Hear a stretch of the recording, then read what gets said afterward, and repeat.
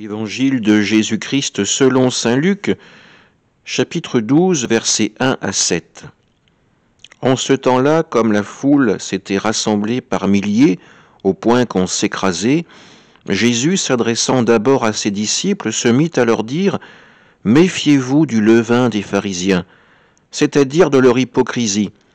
Tout ce qui est couvert d'un voile sera dévoilé, tout ce qui est caché sera connu. Ainsi, tout ce que vous aurez dit dans les ténèbres sera entendu en pleine lumière. Ce que vous aurez dit à l'oreille, dans le fond de la maison, sera proclamé sur les toits. Je vous le dis à vous, mes amis, ne craignez pas ceux qui tuent le corps, et après cela, ils ne peuvent rien faire de plus. Je vais vous montrer qui vous devez craindre. Craignez celui qui, après avoir tué, a le pouvoir d'envoyer dans la géhenne. Oui, je vous le dis, c'est celui-là que vous devez craindre. Est-ce que l'on ne vend pas 5 moineaux pour 2 sous? Or, pas un seul n'est oublié au regard de Dieu. À plus forte raison, les cheveux de votre tête seront tous comptés.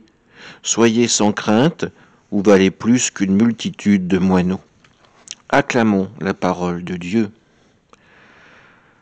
Le Seigneur aime tant sa création qu'il connaît même le nombre des moineaux qui l'habitent.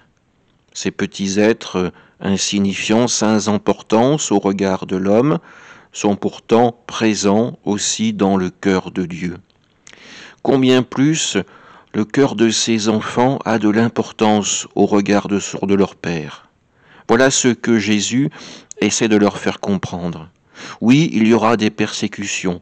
Oui, il y aura des hommes qui prendront le glaive pour tuer ceux qui se reconnaîtront en Jésus. Et malheureusement, nous le savons, ces événements tragiques arrivent encore bien trop souvent. Pourtant, ce qui est admirable dans cette démarche de foi, c'est que la peur de la mort n'est rien face à la confiance adressée au Seigneur. Ne craignons pas celui qui ne peut donner que la mort du corps, mais tournons notre confiance vers celui qui peut offrir le salut éternel de l'âme.